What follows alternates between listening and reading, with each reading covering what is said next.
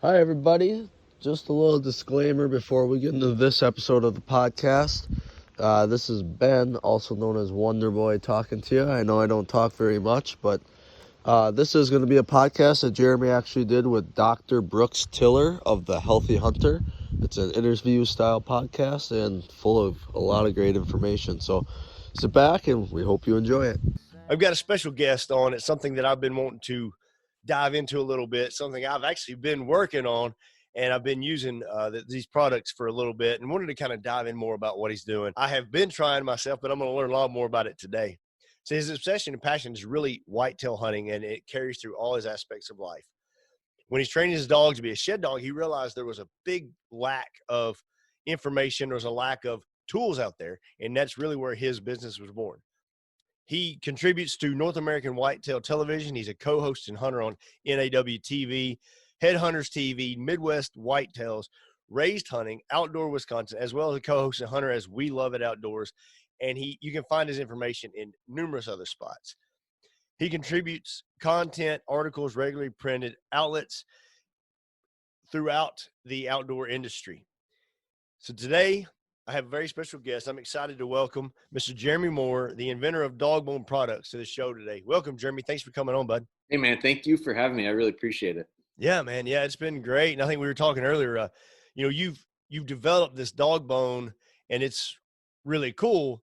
And, we were talking about how mine got stolen. But if you would, I want to start off just kind of tell us a little bit what's going on good in your world today, and how's everything going in Yeah, the DogBone world?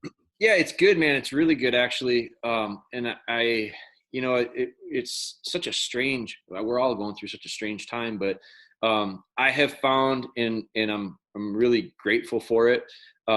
We've been, I think, blessed is an overused word. Everybody, I'm blessed. I'm blessed. We really are, though. We really have been, in our industry, the outdoor space. As weird as things are, I'm a believer in, like, I think you got to, like, find positives, because there's always positives out there. It's just sometimes we don't see them.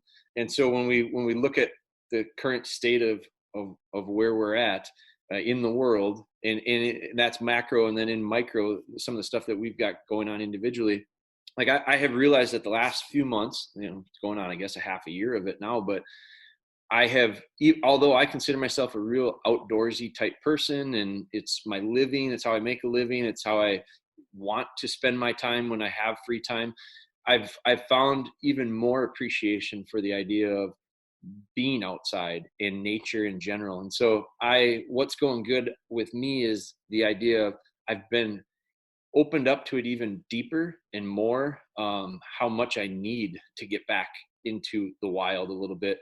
And that benefits us. I benefits me personally on a lot of levels, spiritually, all sorts of ways, but also from a business standpoint, there's been a huge, I think, awareness of it, not just myself, but like you talk with anybody, what are you doing now that you can't do certain things that you used to do all the time?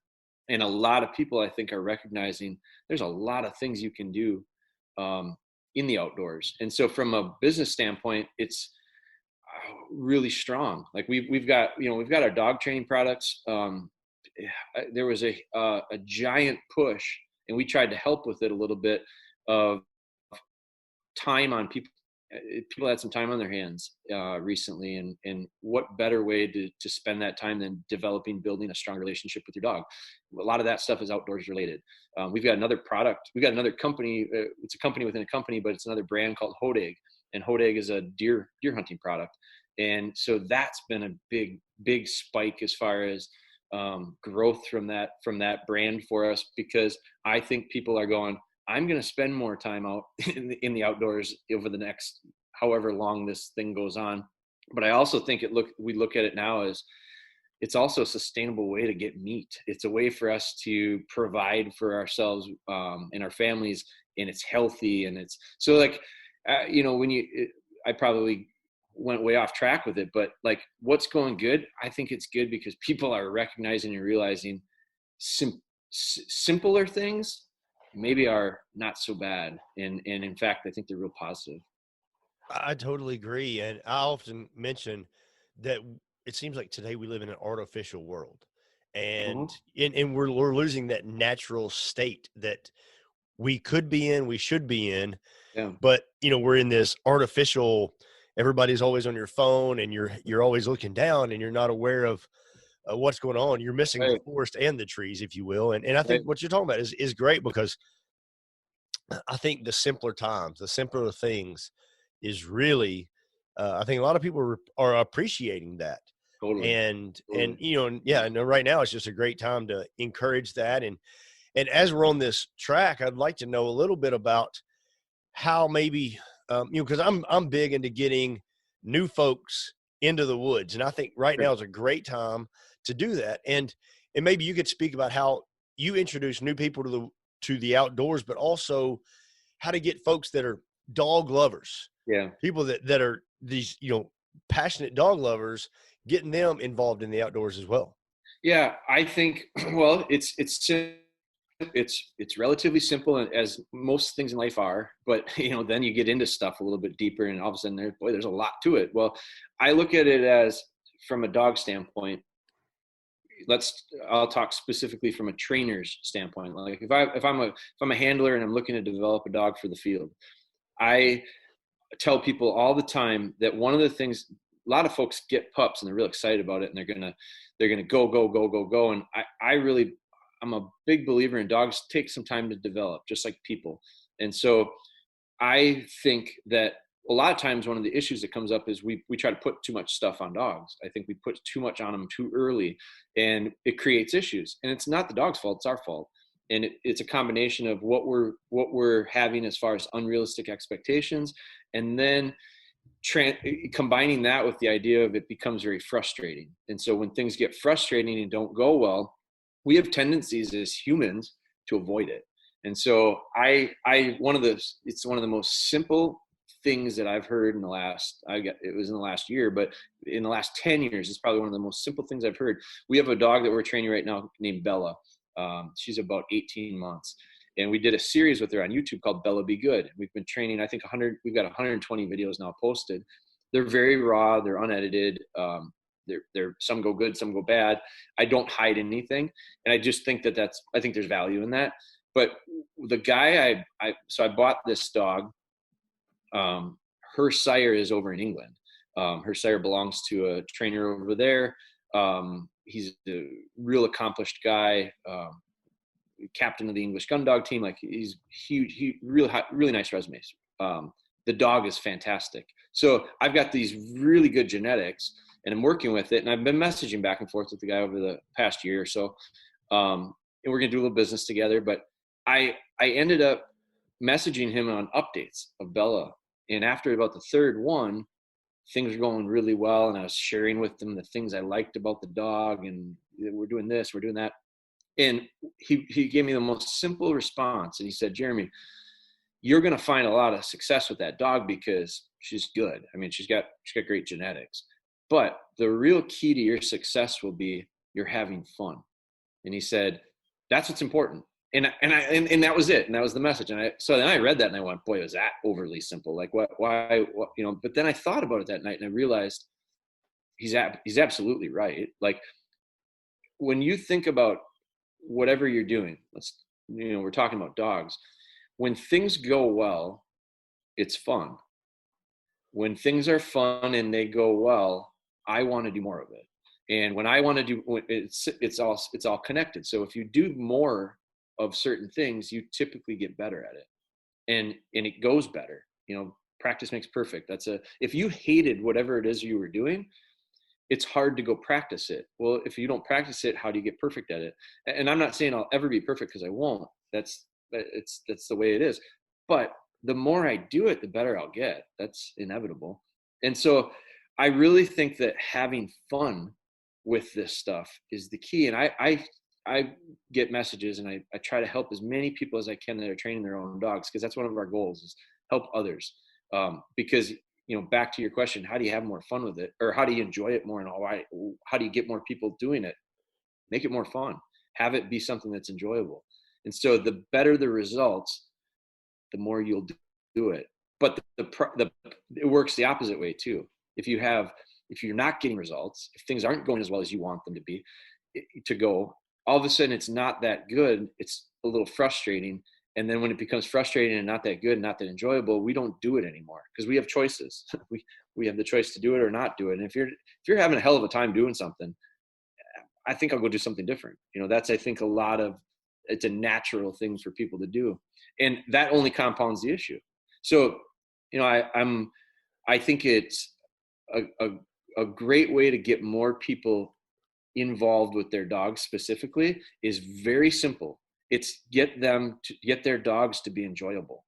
And the biggest issue that comes up with dogs that I see struggle, it doesn't matter if it's a field dog that's going to go into the field, or if it's a dog that's going to be a therapy dog, or if it's a dog that's going to be a family dog, or if it's a dog that's going to be whatever you want to do with it. Doesn't matter, just a companion or pet.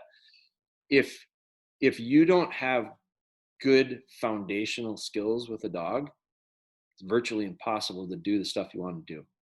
And so, it's very similar to, dogs are different than people. I get that. And I know that, but there is a real fundamental idea of like right and wrong.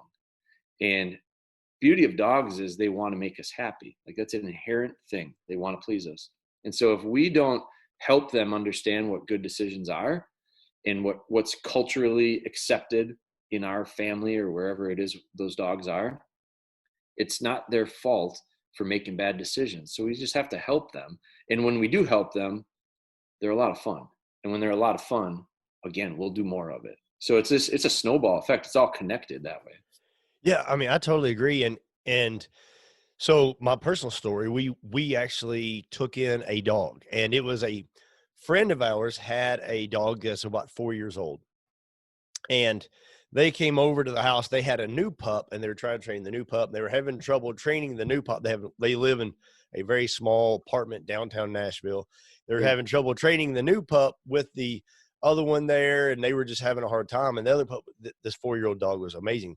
And we were outside playing with the kids, and my wife and his wife, they got to talking, and and little I know, like the dog wound up staying here.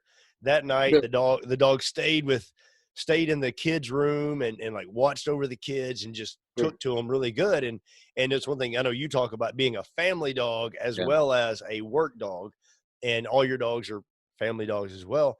Totally. And but whenever we started working, and then we were like, well, they're like, hey, they love the dog loves y'all, like y'all just take the dog, and if y'all decide you don't want him, just let us know, but the dog's yours. Right. So, and I was excited because every dog I've ever had has been just straight up a mutt, something that just showed up at the house, and, Dad was like, all right, fine, you can keep it, pretty much. Yeah.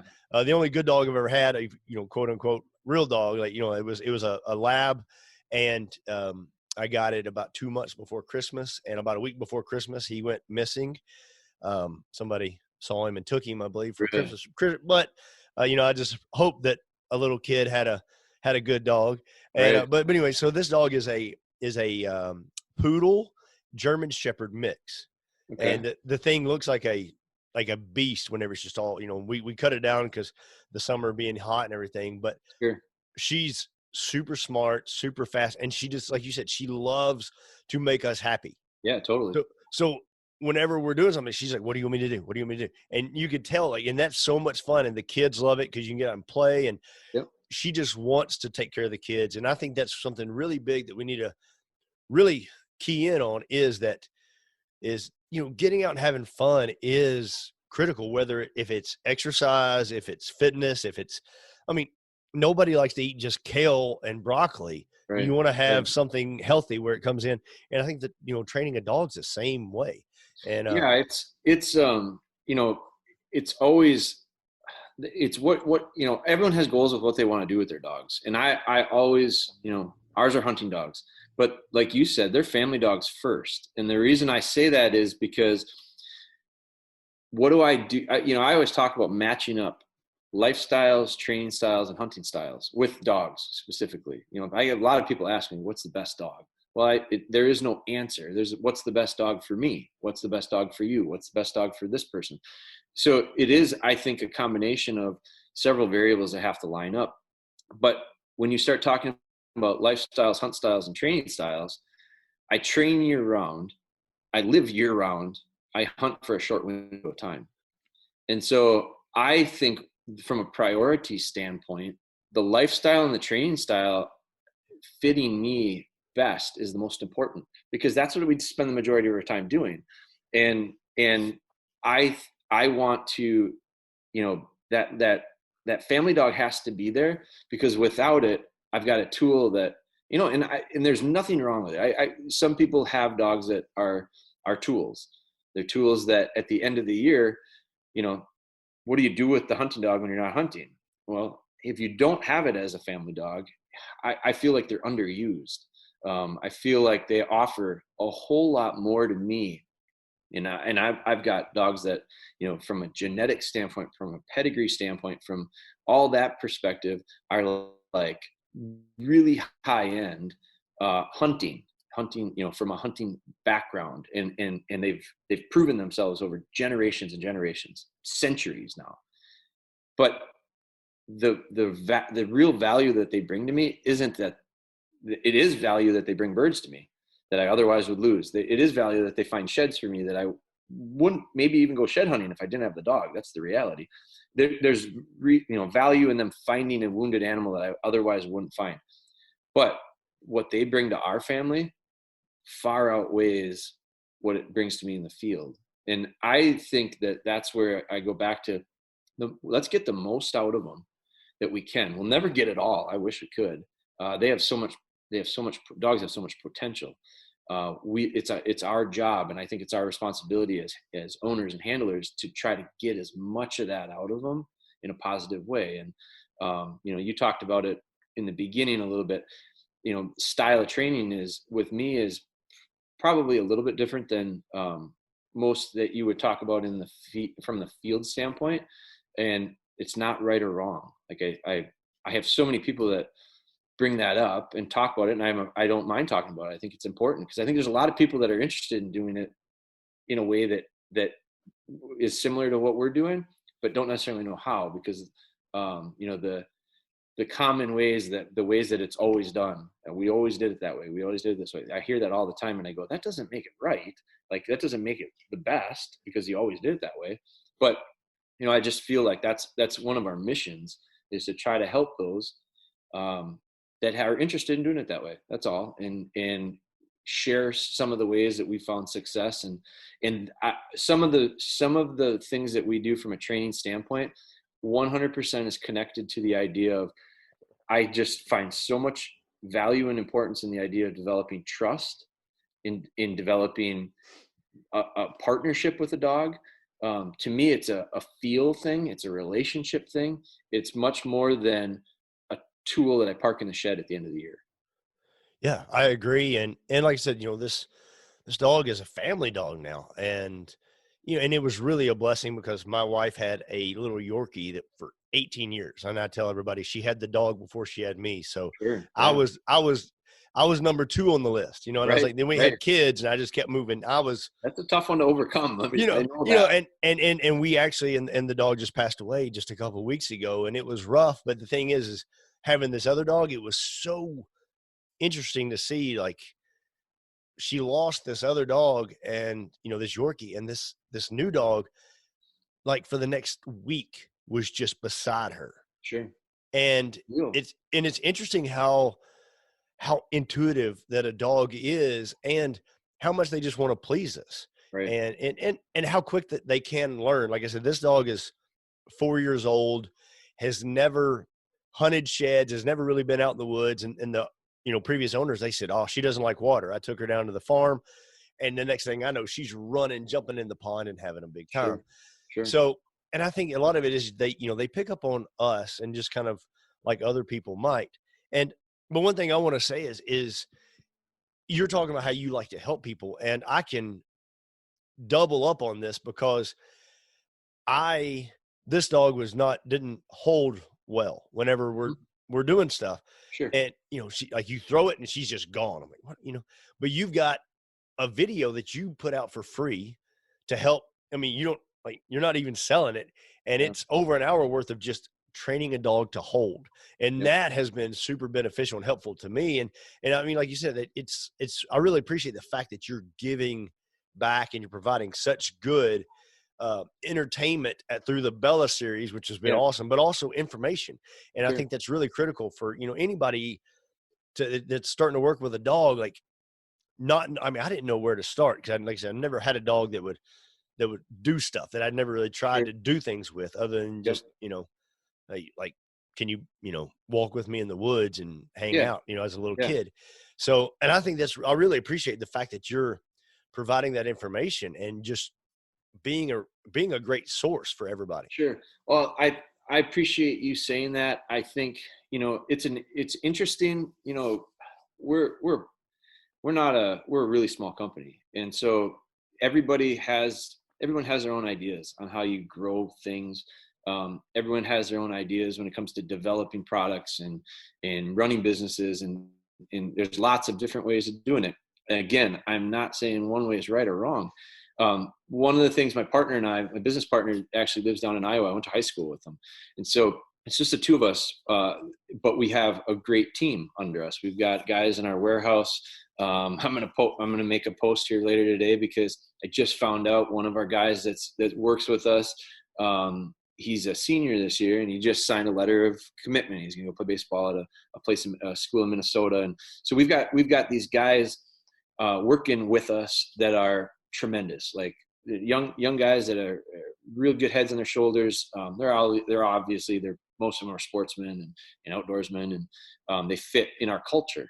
And so, but we're really small. And when it comes to how you do your business, one of the things that my partner and I have talked a lot about is, and we've gone back and forth on it, because in the beginning, 10, 11 years ago when we started the company, we said, we have to figure out how to monetize, because we have to pay bills, and we have to stay afloat. And so we've brainstormed, how do you do that? What's the best way to do that? We sell products.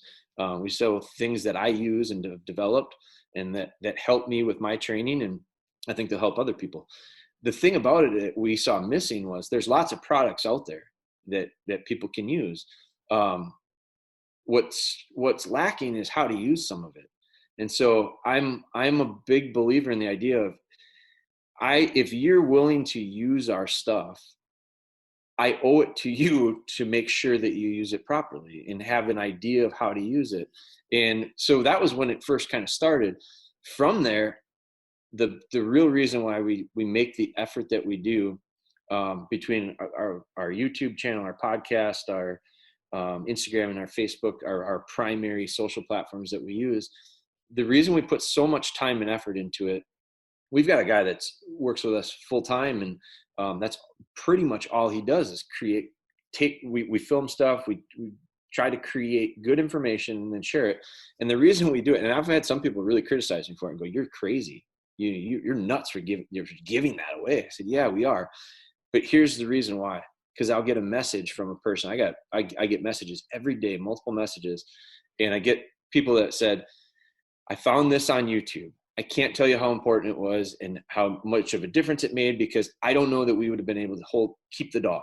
Like, I think we would have had to surrender." I had this one lady that was like, I almost got emotional reading it. She's talking about how she thought they would have had to surrender the dog, but they found this video series we did one called Live with Spry.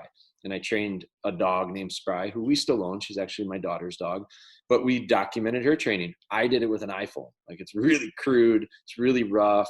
But it's real practical for most people to kind of relate to.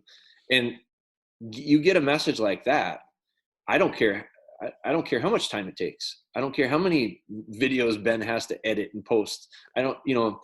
We look at that and we go, there's the reason. Because I can't help. I want to help people, and I can't take dogs in because we don't have the time, we don't have the facilities, we don't have the space. I don't have the desire to train 25 dogs in a kennel. I respect those who can do it. I wouldn't be able to do it justice. And I look at it. We train dogs for clients. Bella is a client's dog.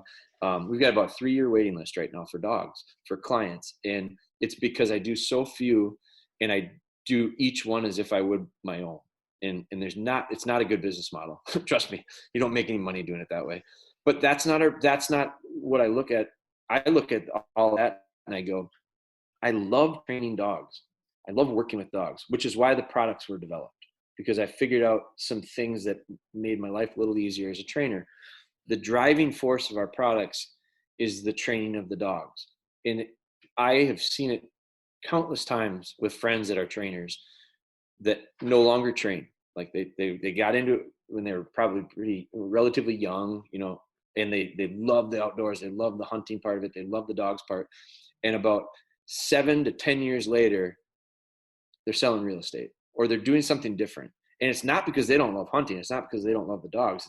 It's because they've taken on a level of dogs, a number of dogs that creates burnout, and they don't like it and they hate it and they don't do well at it anymore, because when you don't like it, you're not going to do very good at it. And this working with dogs is so intimate. Like, it's a relationship thing. And I just can't treat them like a widget. I can't treat them like they're a manufactured thing coming off of an assembly line. So the reason I do so few is because I put my heart into them. I mean, every one of them I train like they're my own. I feel like they're my own until they go home. And I won't sell them until they're ready, and I'm ready, and they're ready, and all this stuff has to happen. But that, to me, so I do that on a limited basis. That doesn't impact very many dogs. Like, I personally don't impact that many dogs. But by touching them, but by sharing all the stuff that we go through, all the bad stuff that happens, all the terrible, the problems that we have, because I have the same problems that you will have.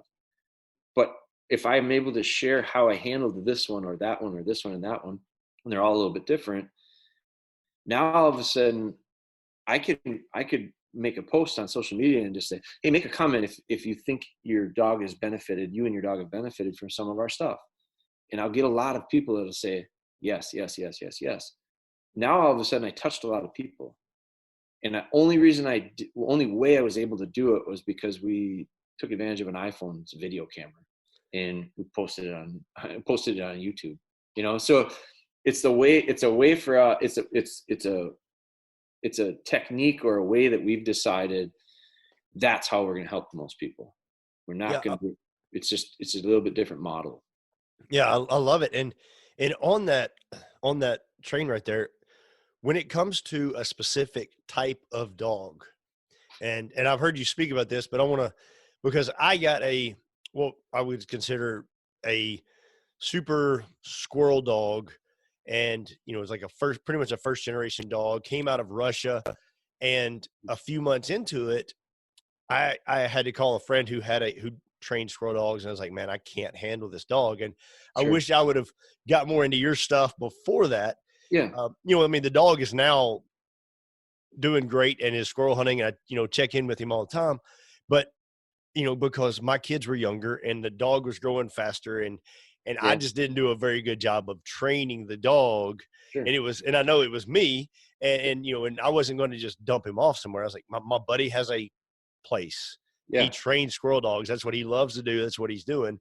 And, and I went there, but what kind of dog would you recommend, or is there a certain type of dog to not, or to look for if you're going to do maybe shed hunting or a game tracking dog? Yeah, I think, again, it's lining up that style, lifestyle, train style, hunt style with you, and every person's different. So, me personally, if you ask me, what do you like the best? Or, I that question comes a lot, what's the best? Well, the answer is what's the best for me, or what's the best for you. For me personally, I love dogs that are easy to train. It makes your life a lot easier. I like dogs. So there's a need for intelligence. There's a need for high IQ. There's another need. There are inherent traits that dogs have that if they have them, it's one less thing that I have to train. I look at it that way and I go, let's make, it'd be like, it's a lot harder to buy if you got a flushing breed, a dog that flushes naturally, a Labrador is typically a flushing dog, and there are some that point, but all dogs point a little bit. It's just who holds it the longest. And so if you have a dog that is a dog that's been built to flush and you want to train it to be a pointer, it's going to be a lot harder. I'm not saying you can't do it. This can be way harder. So, it'd be like me taking I'm into analogies with sports. So if you have a kid that's parents are 5 foot, let's say, and you take that kid and you go, let's build this kid into a basketball player. You got some challenges, because there's some guys that play in the league that are short, 5-footers, very, very few.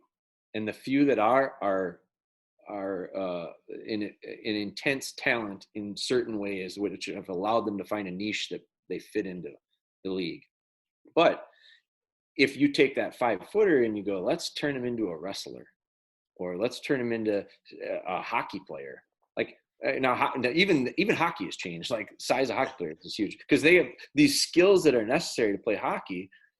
Even big guys are doing it now. But you get what I'm saying. Like certain things are natural fits. And so I like Labradors. I'm a big fan of them. I always have been.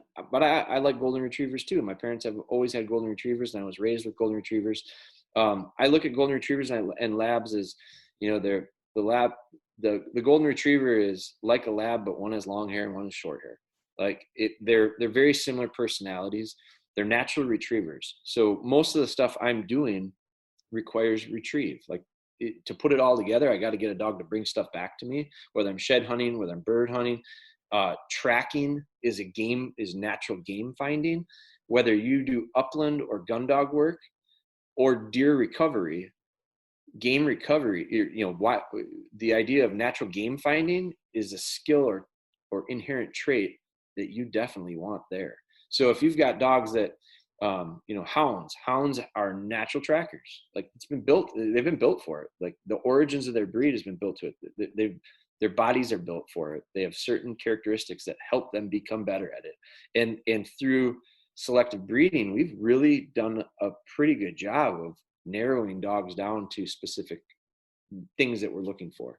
And so if you're looking to do game recovery, I think you want a dog that has natural game finding. That could mean it's, that could mean that it's a pointing dog or a flushing dog. Again, the two different styles of dog. Like I'm going to get an English setter next year, which is a pointing dog. I've never had a pointing dog. I'm going to get one, and I'm going to approach a lot of the training similar to how I would approach a Labrador. Foundation is foundation. Obedience is obedience. Whether I'm going to hunt with the dogs or not, heel work, sit, stay, recall, those types of things to me are the building blocks that we build off of. It's the foundation for everything. And so that part I think remains the same. But then all of a sudden, when we start talking about getting into birds, there's a very different approach to a pointing dog than a retriever. And I'm not going to look at doing certain things with that setter that I do with my Labradors. So that, again, what's the best breed? I think labs are super easy to train. That's part of the reason why I have them. They're smart.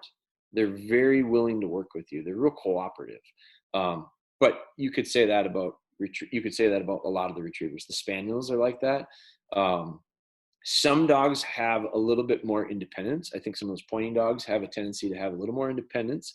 But the kennel I bought my setter from, I've listened to a lot of people tell me about, because I think it's important to ask. Like I want to get information from people that know what they're talking about. So I've talked to a lot of people about setters in the last 3 years. I looked into about a dozen kennels before I picked the one I wanted. And I went and visited the one that I ended up putting a deposit down with. And the people are really what sold me on it. The dogs are great. And there's a lot of good dogs out there, but these people were incredibly welcoming and they were open, and I just felt super comfortable with them. So, but one of the things that set their dogs apart, and there were other kennels that I saw this as well, was when I walked into that, they had a kennel run, so they had maybe a dozen dogs in there.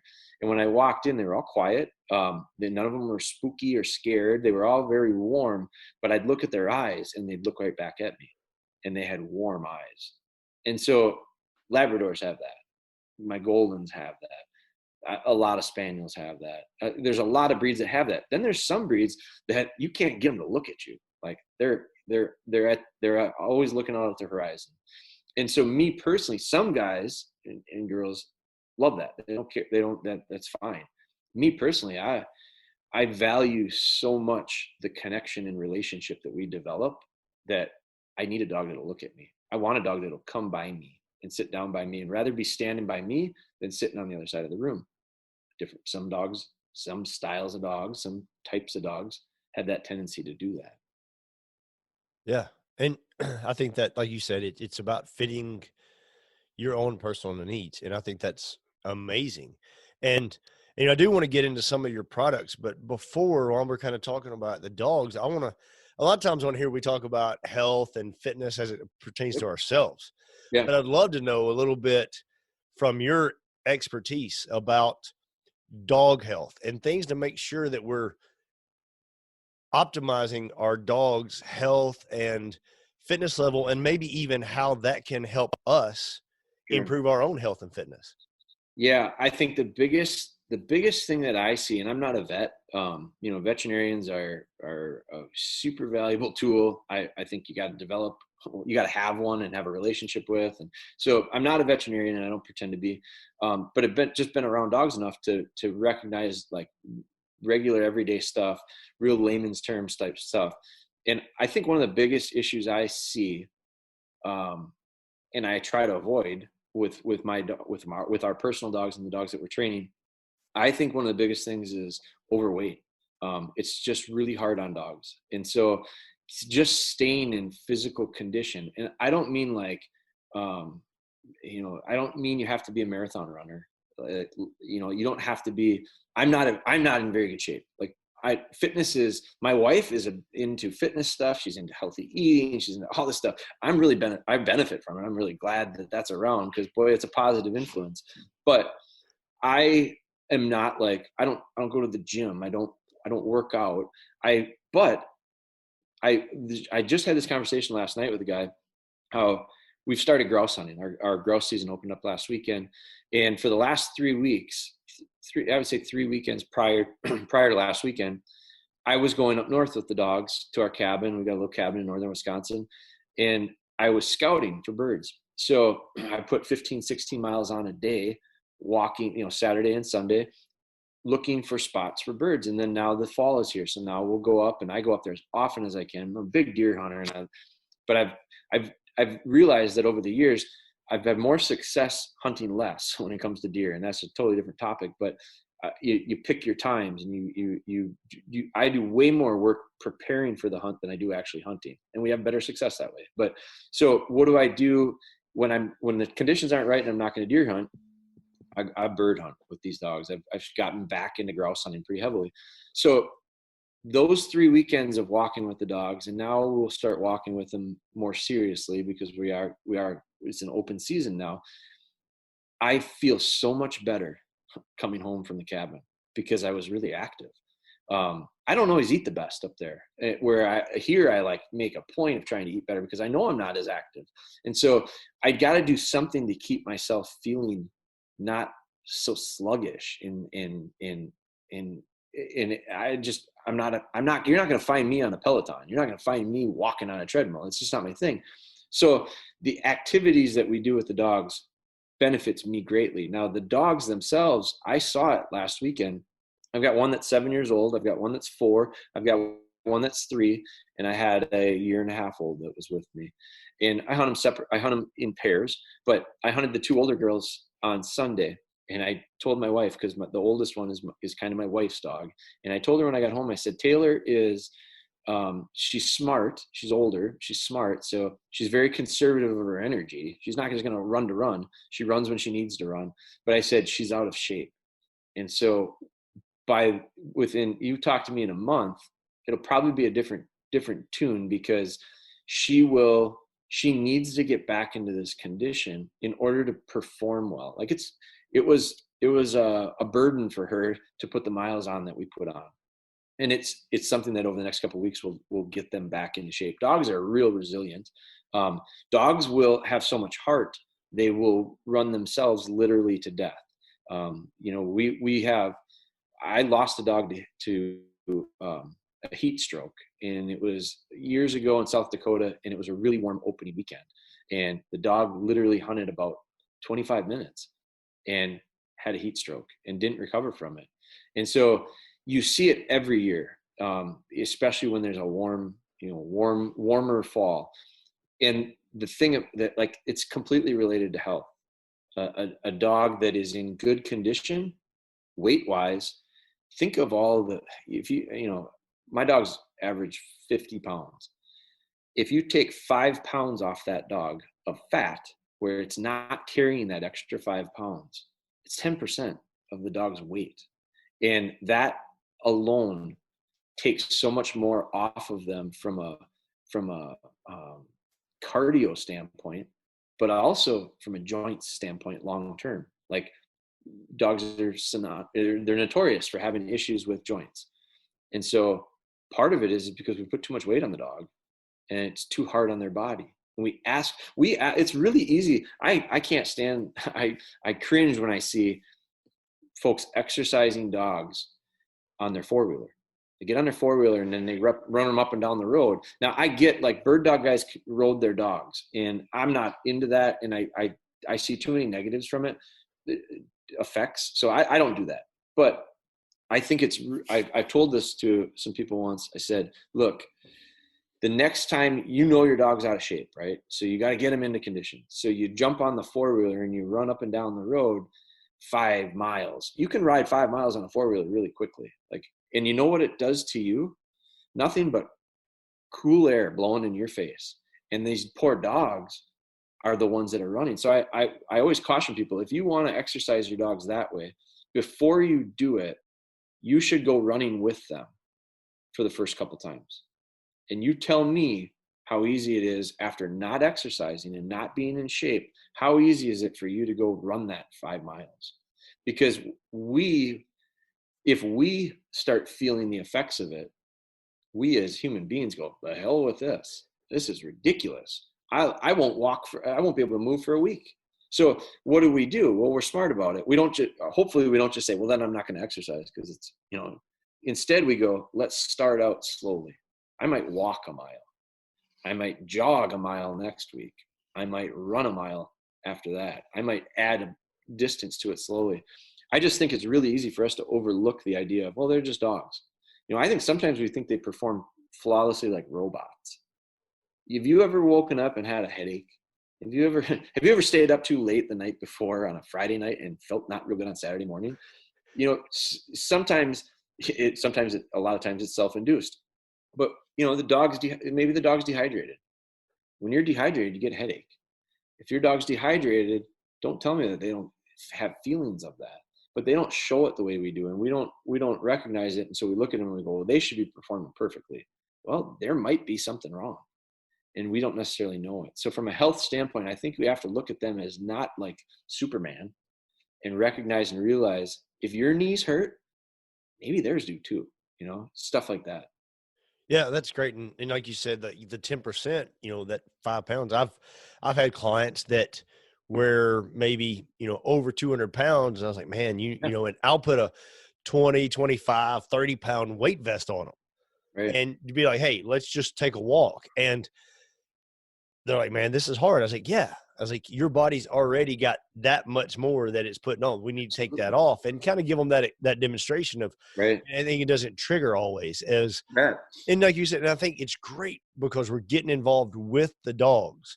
Totally. And I'm never going to ask anybody to do anything that I'm not willing to do myself. I'm not going to tell somebody, oh, you want to get in shape? Go run 37 miles today. I'm not going, I'm like, just go for a walk. I don't care how 5 minutes, and I think the same way with the dogs. I think that's awesome that whenever we have a dog, get out and just play with the dog. Like kids, get out and play with the kids, get out and play with the dog. That's a great way to not only improve our own health, but everybody else's. Yeah. And the other thing too, that you gain from it, I think, is, like, I've got one right now. That's a prime example. I'm training this little golden retriever named Cedar for my parents. She's a real headache to me. She didn't have a very good foundation. She's just a mess. And one of the things, I've taken her with us scouting this last, late summer here going into fall. And I have absolutely noticed and this goes back to genetics with her. She comes from a very heavily American field trial style pedigree, go hard charging dog, and very different than my dogs. And so she requires a lot more activity. And so again, this goes back to fitting the style of dog. I don't know that she's the best fit for my parents, because my parents aren't that active. I mean, they're around, but they're not going all hard all the time. Well, this little dog, when I took her up for a couple weekends on, during the day, the following day, she is an angel. Like my mom and dad see her and they go, "Oh, you're a miracle worker." I said, "No, I just took the dog for a lot of exercise yesterday." And it allowed for her to release some of that energy that's been built up. And now I bring her back home and I don't have the ability to do that every day. And so I see these struggles come up again, because she's got to go. And part of it is the genetics. And then the other part of it, I think, is the culture they're raised in. If we raise dogs, it's just like kids. If you raise kids don't just, there's a genetic influence from their parents, but there's also this cultural impact of the surroundings that they're in. And if you're go all the time, that's becomes normal. And so one of the things I push with my dogs from very early on is teaching dogs to, and I'm not very good at it myself. I have a construction background, so I'm really like always worried about productivity. Like gotta go. And the dogs are one of the reasons I love the dogs, is because they're the opposite. And they allow me to find balance in my life, because I'm a go guy. And when I work with the dogs, I recognize it very quickly. Slow down. Because if you're go, you are going to create a dog that goes. And when we're hunting, the majority of the time, we're not going, as a duck hunter, what do you spend the most time doing? Sitting and waiting. And so if your dog can't sit and wait patiently without getting a retrieve or getting to go do this or wants to go do this, I see it so often where dogs get antsy, and then the owners, the parents, as we say, the owners change the situation for the dog. Well, let's move. Dog's getting antsy. Let's move. The dog is training you. When it's bored, act up. We'll do something different.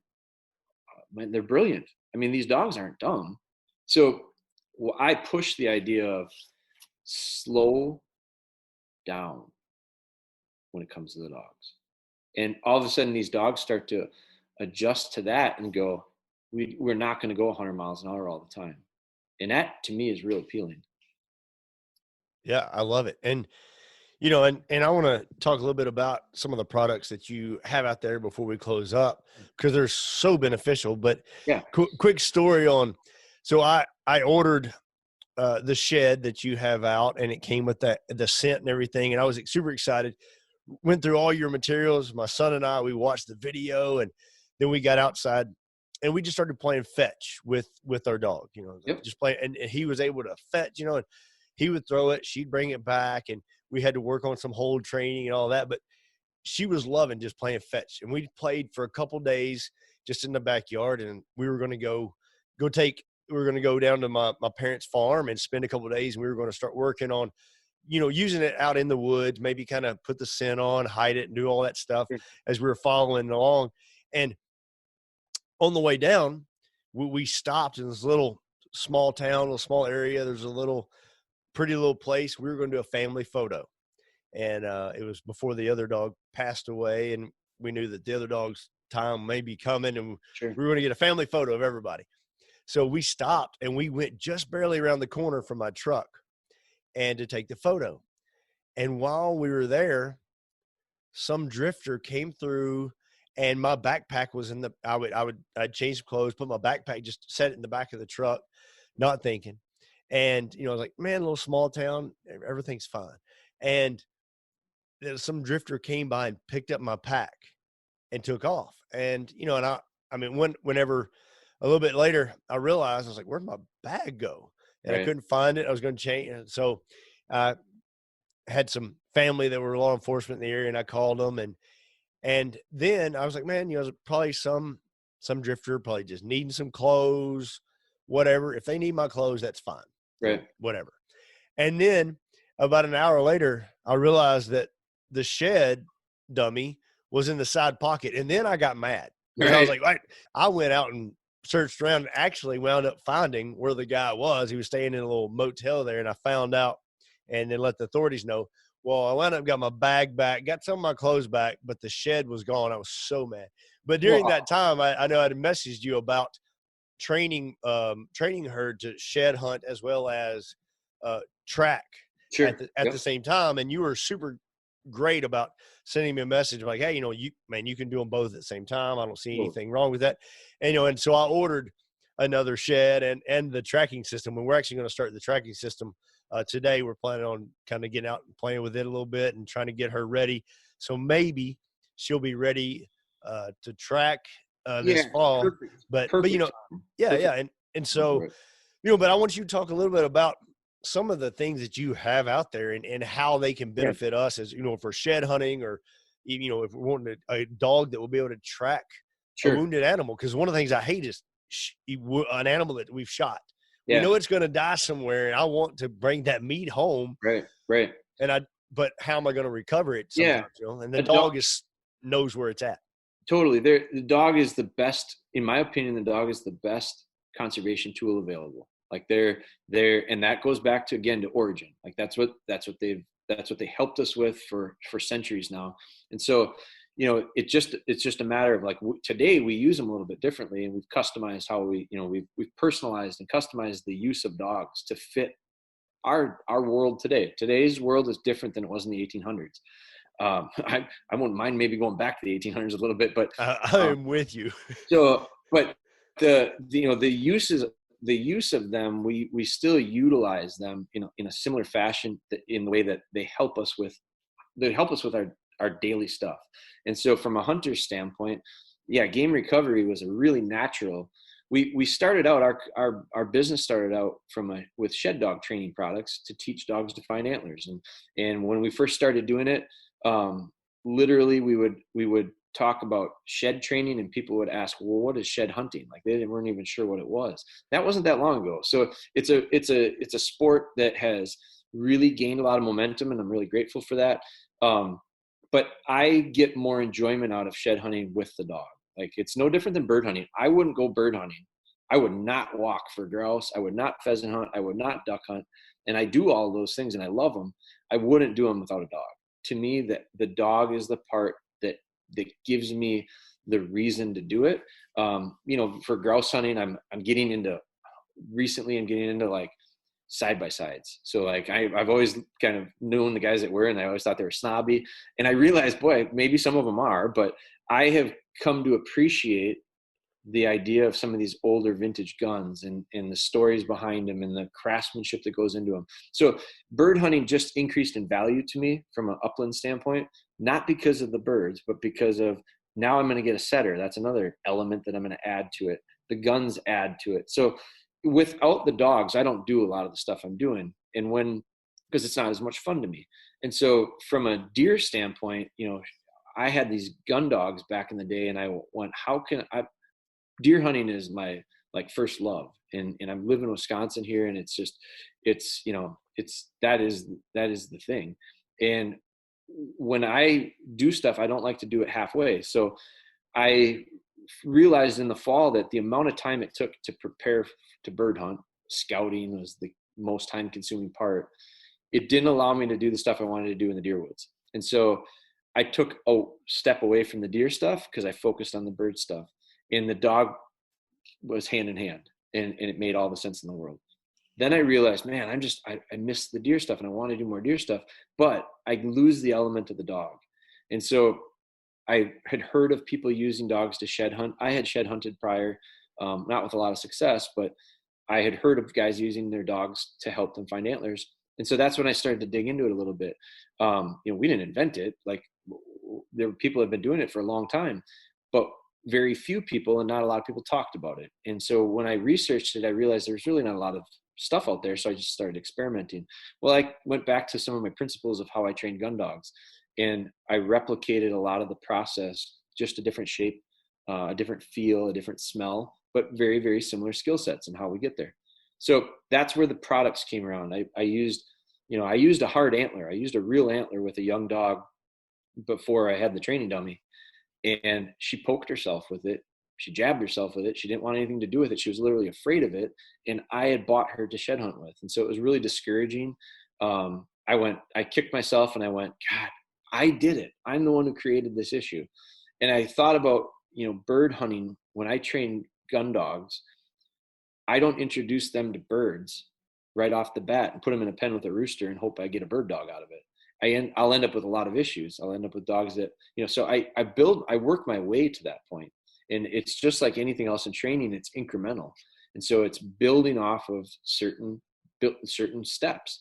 And so, we start out with a bird dog. I use a balled up sock in the hallway, and then I go to a small puppy bumper, and then I might tape wings to it. And then I might go to cold game or frozen, a frozen bird to introduce feathers, or feathers on the dummy. And then I might go to warm, and then I'm fresh killed. And then, so I slowly work my way to that live bird.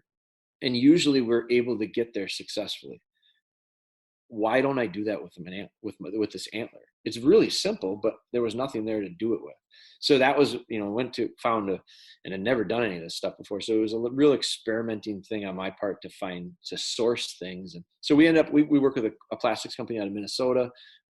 We developed this mold, this shape. We've changed the materials a couple times over the years to make it better, I think.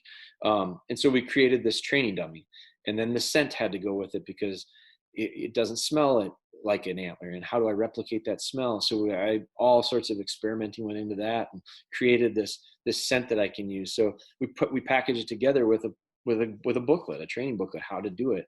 Then we've done videos on it. So our shed line has grown into, I don't know, there's maybe 10 products that are in that line of training products that are stuff that I use to help me develop that shed dog.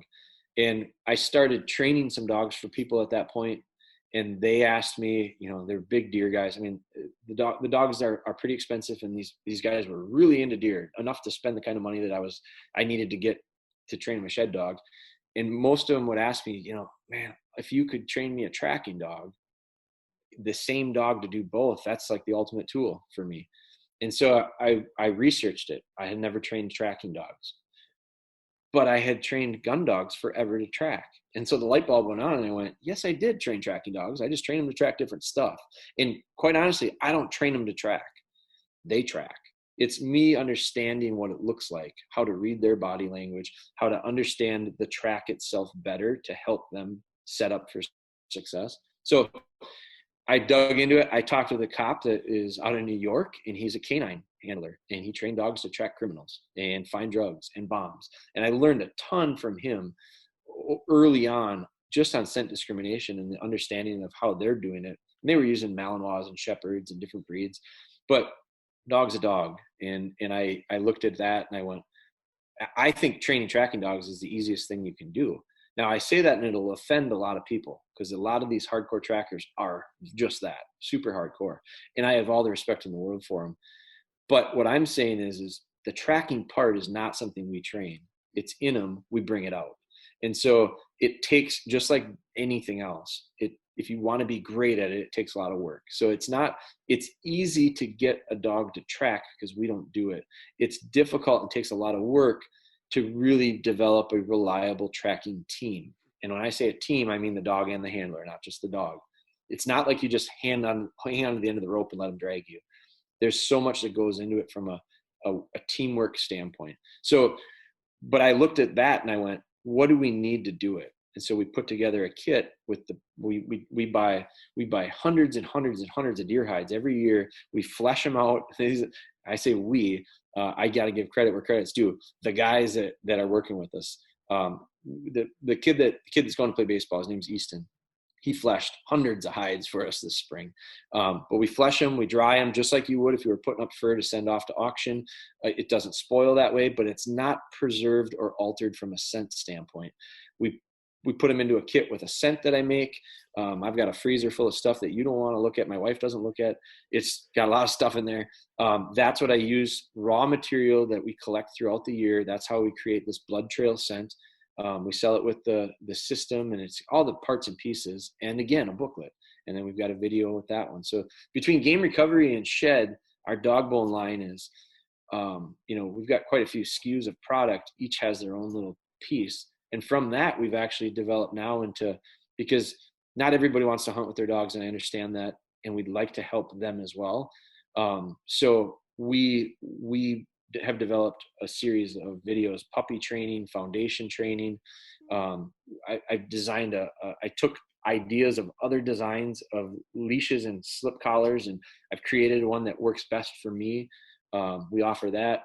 So we've just got a full we've developed this brand of products that I hope, one of our goals is don't ever, I was given this advice by a really well-known dog trainer that has a big line of dog products. And his answer and one of his advices to me early on was just continue to develop SKUs. You got to continue to develop SKUs. And I think you should listen to everybody. I think that's how you learn stuff, talk with everybody, but not necessarily do everything you hear. And so that was one example of where I heard that and I said, I get it from a business standpoint, but I also go, if I'm not using it and I don't think it's worthwhile, I'm not going to risk losing credibility to our customer. So everything that we offer, I can tell you right now, if I developed it, it's for a reason. There's a reason why we do it. So, but that kind of is our DogBone brand. And so it's gone from shed stuff to shed game recovery to now we're looking at general pet.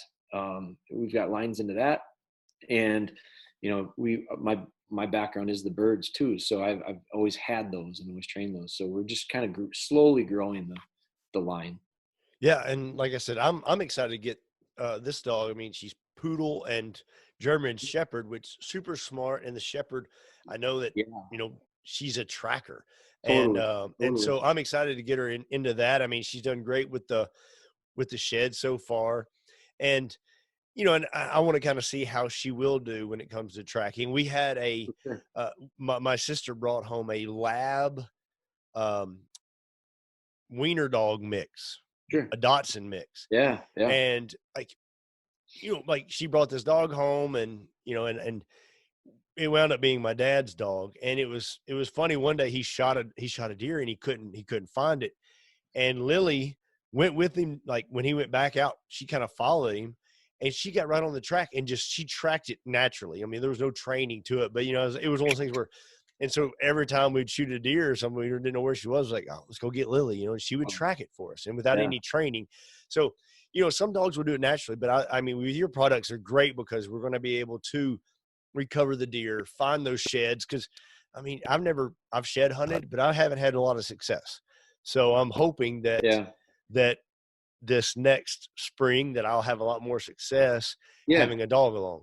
Yeah, having the dog will help. I always say that. A trained dog to find antlers helps. But I also really believe in this, that if you've got a dog that you're working on shed training with, one of the reasons you're going to find more sheds is because you're going to go more often. And if you go more often, you'll find more sheds. It's just inevitable. It's this idea of do something more often, you'll get better at it. Do something more often, your likelihood of success is greater. I tell people that all the time, because I think some people think you just sit in the truck and drink coffee and let the dog fill the back. It doesn't work that way. I walk way more miles with a dog than I would if I didn't. And so all that combined increases your odds of success. Yeah. I mean, and here, I would love a squirrel dog. And like I said, that's kind of on the list of like, maybe she'll tree a squirrel. And it's one of those, just got to get in the woods again to see, like, will she tree a squirrel or not? So. Right. So, but yeah, man, hey man, I really appreciate everything, Jeremy. I mean, you put out so much information. Everybody's going to be able to learn a lot, even if they don't buy your products you put out. I mean, the Bella series that you put out has been really informative of you taking a dog through what it's going to be to take a dog from brand new dog to a dog that's going to be able to do what we need it to do in the woods. But one last question I want to ask, but before we do that, would you share everybody your website, socials, and where we can find more information? Yeah, it's real simple. It's at DogBoneHunter is all of our social platforms, and DogBoneHunter.com. That's the website. So if you remember DogBoneHunter, you'll find it with a Google search. Nice. And I will say that Jeremy's been super helpful even before we ever really connected.